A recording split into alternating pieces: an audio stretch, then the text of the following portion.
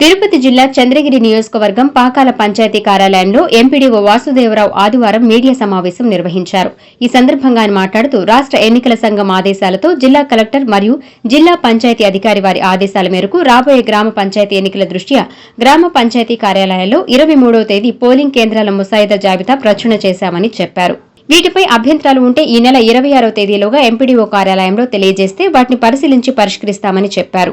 తర్వాత జిల్లా కలెక్టర్ అనుమతితో 31వ తేదీ ఫైనల్ లిస్టును పోలింగ్ కేంద్రాల జాబితాను ప్రచురించడం జరుగుతుందని చెప్పారు. పాకాల మండలంలో 22 పంచాయతీలు ఉన్నాయి. వీటిలో ఆదినపల్లి, బైనాపల్లి, కొత్తవడ్డేపల్లి 3 పంచాయతీలు కోర్టు స్టేలో ఉన్నందువలన వీటిలో ఎన్నికలు నిర్వహించడం లేదని చెప్పారు.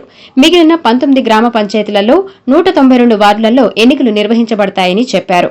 ఈ సమాచారాన్ని పాకాల మండల ప్రజలు గుర్తించవలసిందిగా కోరారు.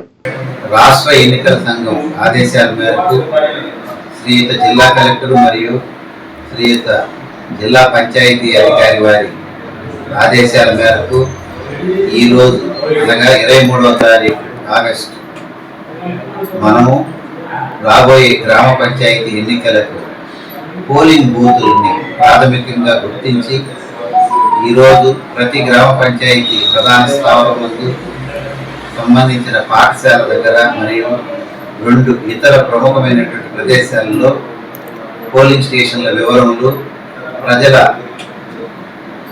సమాచార నిమిత్తము పబ్లికేషన్ చేయడం జరిగింది. రేపటి నుండి 26వ తారీఖు దాకా దీనిపైన అభ్యంతరాలను స్వీకరించి వాటిని పరిష్కరించిన తర్వాత శ్రీయుత జిల్లా కలెక్టర్ వారి అనుమతితో వారి యొక్క పూర్తి అప్రూవల్తో 31వ తారీఖున ఫైనల్ పబ్లికేషన్ ఆఫ్ పోలింగ్ స్టేషన్స్ని ప్రకటించడం జరుగుతుంది. కావున ఈ విషయాన్ని గుర్తించవలసిందిగా పాకాల ప్రజలకు తెలియజేసుకుంటున్నాము. పాకాల్లో మనకు 22 గ్రామ పంచాయతీలు ఉన్నాయి. కోర్టు స్టేల వల్ల 3 గ్రామ పంచాయతీలు ఆదినపల్లి, కొత్తవడ్డిపల్లి, బైనంపల్లి ఈ 3టికి ఎన్నికలు ప్రస్తుతానికి నిర్వహించడం లేదు.